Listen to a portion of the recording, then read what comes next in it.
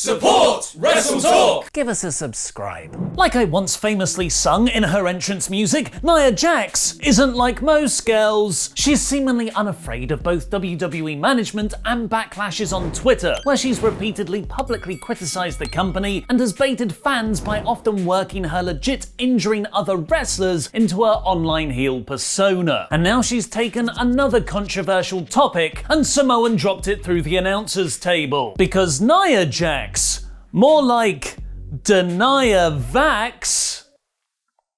For many, a COVID vaccine represents the very tiny light at the end of a very long tunnel, the potential end to the pandemic finally in sight. Vaccines do rely on a critical mass of people taking them though, which Nia said she doesn't want to be a part of on her Instagram story. The COVID vaccine is 90% effective after 8 months of development, when the flu vaccine is 40% effective after 70 years of development. I'll go with my immune system as it's 99.9% effective. God made my immune system and I trust him the most. Well, that's science. This comment drew a very heated response from fans, with many calling her out for being insensitive after the US passed 240,000 deaths from the disease. With Survivor Series this Sunday, last night's Raw saw the increasingly annual tradition of a top title changing hands on the Go Home show. As following AJ Styles beating Jinder Mahal for the WWE Championship in 2017 and Daniel Bryan beating AJ Styles for it the year after, last night's main event saw Drew McIntyre win back the title from Randy Orton from Outer, trying to build interest in the pay-per-view. This means McIntyre will now go on to Survivor Series to face Roman Reigns, which was set up on last Friday's SmackDown. But there's only so many WrestleMania title matches to go around, and Drew's second title reign seemingly goes against the long-reported plan for Randy Orton to face Edge for the WWE Championship at WrestleMania 37 to complete their trilogy. And the very reliable WrestleVotes claimed to have the reason why. While Edge versus Randy Orton has been the long-standing plan, and still is at the moment, the idea of Edge versus The Fiend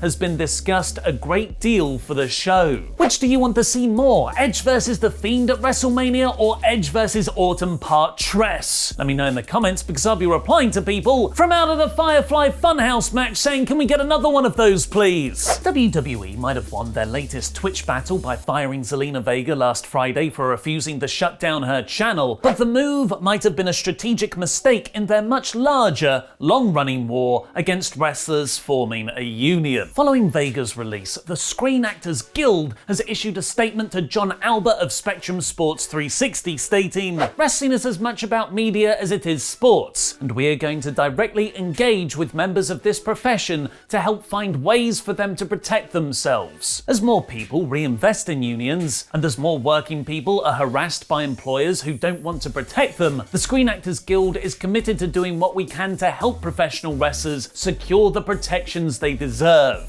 Screen Actors Guild to WWE confirmed. Head over to WrestleTalk.com for even more wrestling stories, like the last straw for WWE and Zelina Vega backstage, a WWE star gets a new name, and a shot of Xavier Woods as a child star. While I review last night's Go Home episode of Raw in about 5 minutes. Thanks for your support on Patreon, Luke's favourite fan, the one, the only, the awesome Bubba, and Ronald Coleman, baby.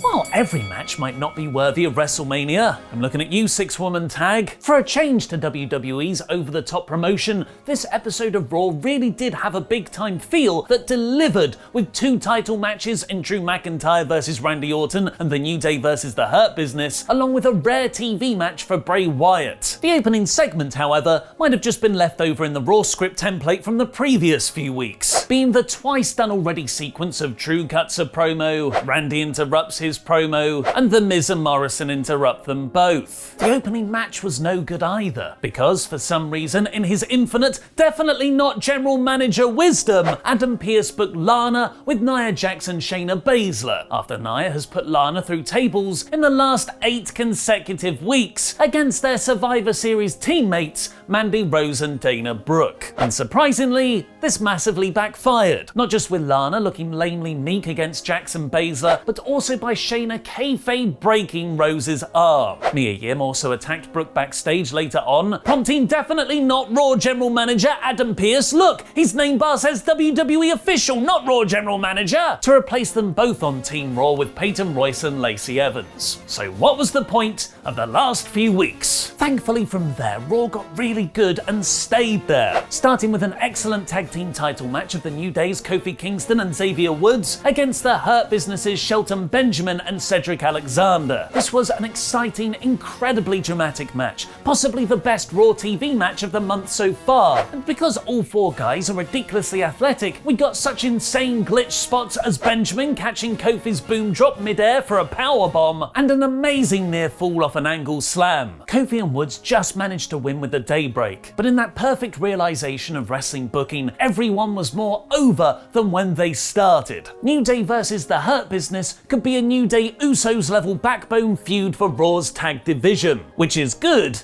because I don't think they have anyone else. Speaking of teams, Captain AJ needs a 4-person faction to job to Team Raw. Come on down, Retribution! Styles was on commentary to watch Sheamus, Braun Strowman, Riddle and Keith Lee wrestle all your favourite Retribution members. Slapjack, Mace, T-Bar, Ali, Spunk, Crunk, Corgi, Funhouse, and everyone's favourite, Twat. Sadly for Team Raw, it didn't work. Sheamus and Braun kept infighting, and despite a great Keith hot tag where he used members of Retribution as weapons, Ali managed to roll up Riddle to win. I'd have liked Team Raw to be on the same page for the go-home show. Poor AJ even bought them all red t-shirts, but this was another good win for Retribution. Then came the rare Mr. Rogers Bray Wyatt match on TV against The Miz, where WWE did a great job of having multiple storylines spinning at once.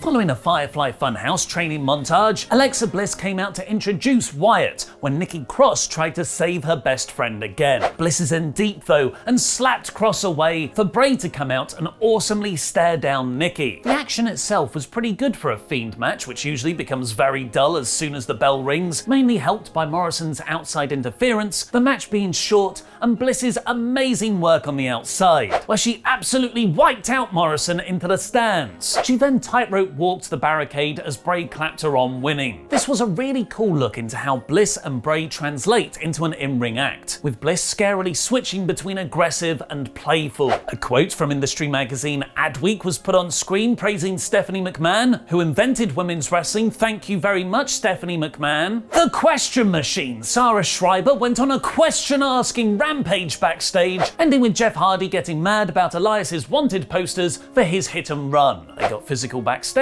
because this feud won't stop. Angel Garza tried to have sex with you again. And for the main event, Sheamus got his best buddy Drew a present to help him win the WWE title. A sword. It's not that kind of match, Sheamus. Just like their backstage interactions over the last few weeks, this was fantastically naturalistic between both men, and I can't wait for their friendship to implode. McIntyre came out awesomely wearing his kilt and brandishing the sword, which understandably made Orton try to walk out early on. This led to definitely not Raw General Manager Adam Pearce making it a no DQ or countouts to ensure a winner. Drew and Randy have great chemistry together when they're allowed to simply wrestle, and this was a really good match with some excellent spots, like Orton going through a table, a draping DDT off the announcer's desk, and a Claymore reversal into a snap power slam. And incredibly, Drew won, the first time the top title has changed hands on Raw since 2015 when Reigns beat Sheamus, setting up a mouth-watering match against Roman for this Sunday. What did you think of Raw? Let me know in the comments down below. And we're bringing back poll on a poll matches. Because YouTube has taken away their in-video poll options, we're going to be running polls on Twitter so you can vote for your Raw, AEW and SmackDown ratings. Follow us at WrestleTalk_TV to take part. This week, a whopping 53.9% of you thought it was good, while 17.6% put it one higher at excellent, with Cinder Killer for THR using Scott Steiner maths to work out